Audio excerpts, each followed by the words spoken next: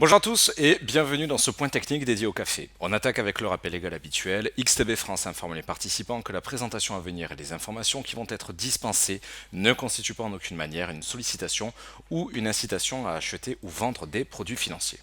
Voici la représentation du café en D1. Chaque chandelier représente donc une séance d'évolution pour cet actif.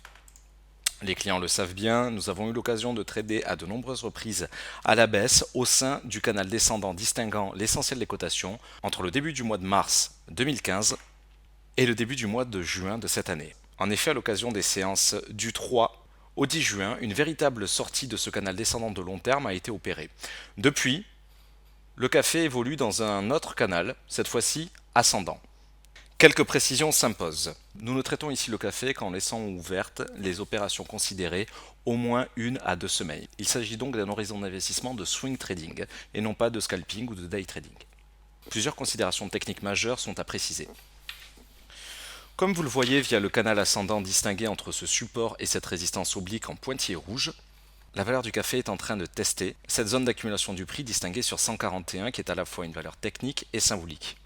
Technique tout d'abord, car il s'agit ici d'une zone d'accumulation du prix que nous avons tracée ces dernières semaines avec les clients pour intégrer les cotations de mars à mai 2015. Mais aussi, tout simplement, parce qu'il s'agit du support du canal descendant. Et enfin, psychologique naturellement, puisque cette valeur est relativement ronde.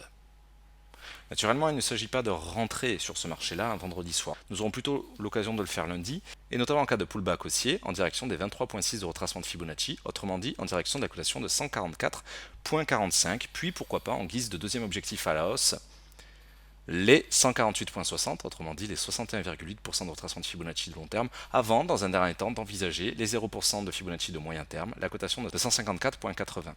Enfin, quatrième et dernier objectif pour les prochains jours, nous pourrions alors envisager un retour à proximité de la résistance oblique du canal. Voilà le scénario haussier qui pourrait nous intéresser dans les prochains jours.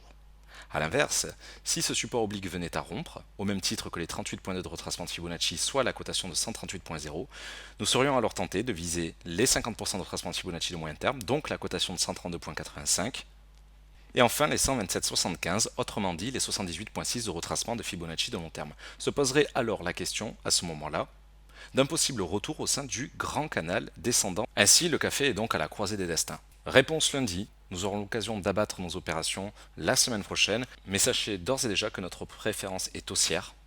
Nous attendrons encore une fois le parfait retour autour des cotations de 144,50 pour parfaitement valider ce propos et notamment le point d'entrée de possibles opérations d'achat au sein de ce récent canal ascendant. Merci à tous pour votre attention et votre fidélité, à très bientôt.